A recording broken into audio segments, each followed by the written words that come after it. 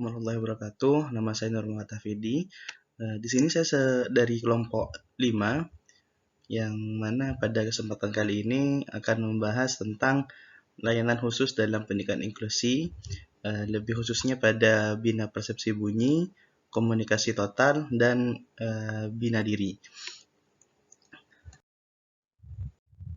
Oke, yang pertama yaitu bina persepsi bunyi. Bina persepsi bunyi adalah suatu pembinaan atau latihan dalam memahami bunyi yang dilakukan secara spontan atau terprogram sehingga sisa-sisa pendengaran dan perasaan yang dimiliki oleh anak, khususnya anak tunarungu, dapat dimaksimalkan dengan sebaik-baiknya untuk berinteraksi dengan lingkungan sekitar. Nah, pembelajaran bina persepsi bunyi yang dilakukan di sekolah yaitu kegiatan yang sistematis, teratur, dan berkelanjutan. Nah, caranya yaitu dengan melatih anak mulai dari tahap dengan beberapa tahap tentunya. Yang pertama ada tahap deteksi bunyi atau mengetahui ada atau tidaknya bunyi. Selanjutnya tahap diskriminasi bunyi atau membedakan sifat-sifat bunyi. Dan tahap identifikasi bunyi yaitu mengenal bunyi dari berbagai sumber. Dan tahap memahami bunyi. Nah, penyadaran tentang adanya bunyi perlu diberikan sedemikian mungkin pada anak. Oleh sebab itu, latihan persepsi bunyi harus diberikan sedini mungkin kepada anak agar anak lebih terbiasa mengenal adanya bunyi sehingga kemampuan anak dapat dimaksimalkan. Mungkin itu saja dapat disampaikan. Untuk materi selanjutnya akan diteruskan oleh teman saya. Bila ada kesalahan, saya mohon maaf. Assalamualaikum warahmatullahi wabarakatuh. Assalamualaikum warahmatullahi wabarakatuh. Perkenalkan, nama saya Ferdianto. Di sini saya akan melanjutkan presentasi dari pemateri sebelumnya, yaitu tentang komunikasi total.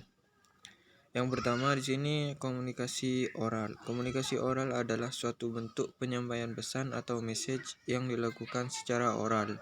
Bentuk ini merupakan unsur dominan dalam pendekatan komunikasi total bagi anak tunarungu. Meskipun dalam sistem pendekatan itu melibatkan berbagai komponen.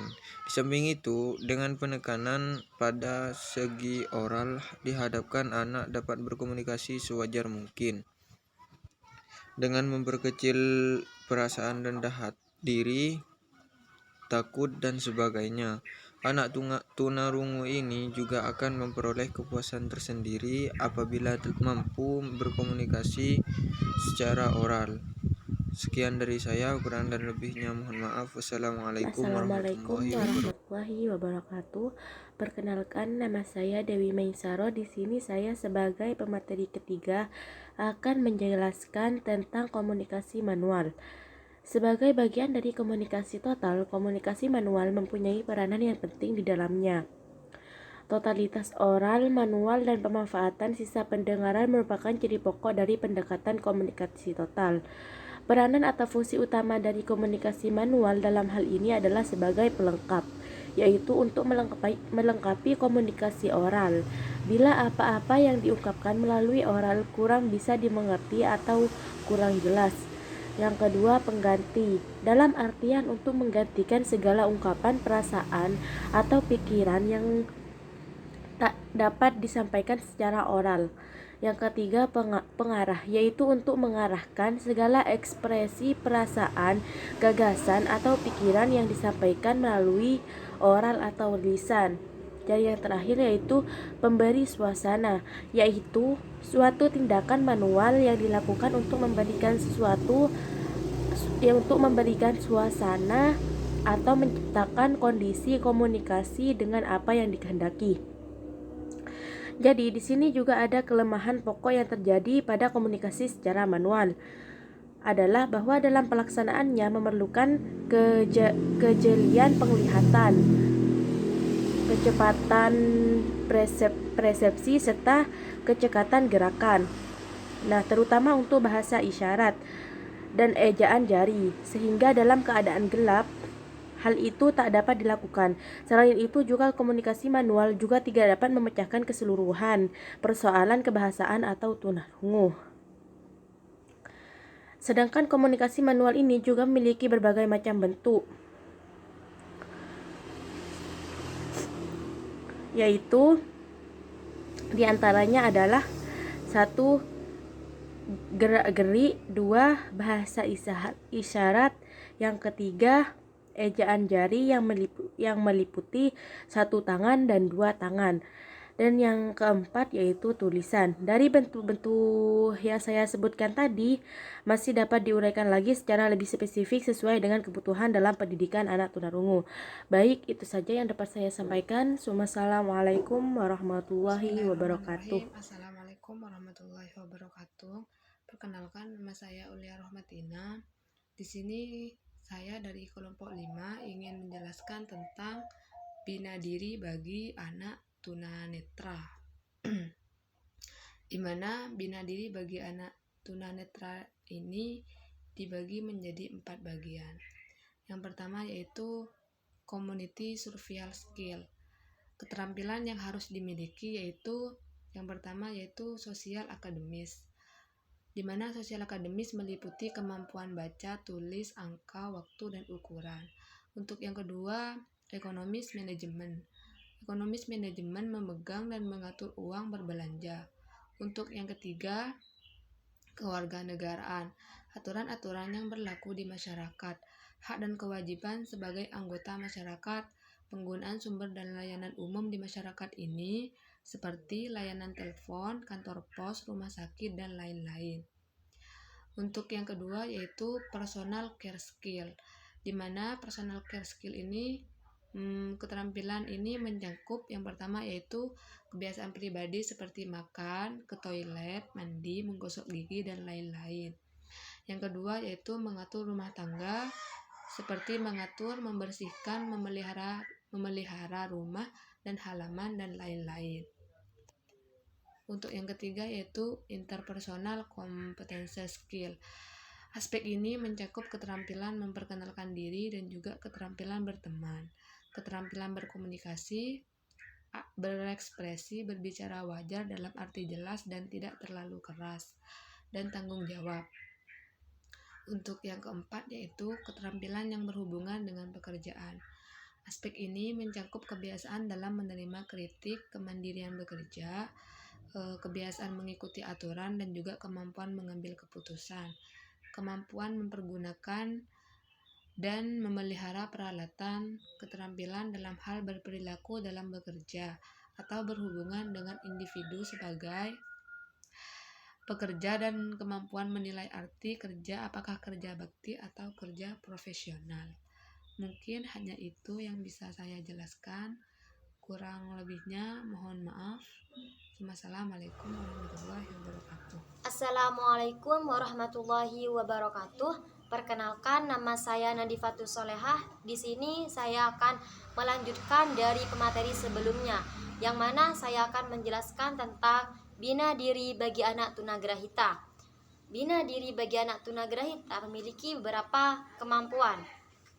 Yang pertama ada kemampuan mengurus diri sendiri. Nah, untuk bina diri bagi anak tunagrahita di sini memiliki kemampuan untuk mengurus diri sendiri, yang mana dalam mengurus diri sendiri ini meliputi pertama menggosok gigi, mandi, keramas, ke kamar kecil, berpakaian sendiri, menyisir rambut, berhias, serta mencuci dan lain sebagainya, seperti halnya di PPT ini. Nah, itu yang dapat dilakukan bagi anak tunagrahita untuk kemampuan mengurus diri sendirinya, seperti itu. Kemudian ada juga kemampuan membersihkan lingkungan sekitar. Nah, bina diri bagi anak tunagrahita di sini yaitu memiliki kemampuan membersihkan lingkungan sekitar, yang mana pertama membersihkan lingkungan dalam rumah. Nah, di sini anak tunagrahita memiliki kemampuan untuk membersihkan lingkungan dalam rumah yaitu membersihkan debu, menyapu lantai, mengepel lantai, membersihkan alat-alat rumah tangga. Dan yang kedua, membersihkan lingkungan sekitar rumah.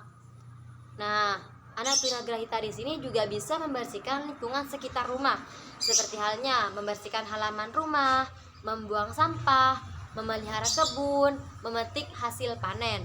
Nah, itu yang dapat dilakukan anak tunagrahita. Kemudian yang terakhir ada juga tata cara bergaul dan bersikap dalam masyarakat. Nah, untuk anak tunagrahita di sini memiliki tata cara untuk bergaul dan bersikap dalam masyarakat.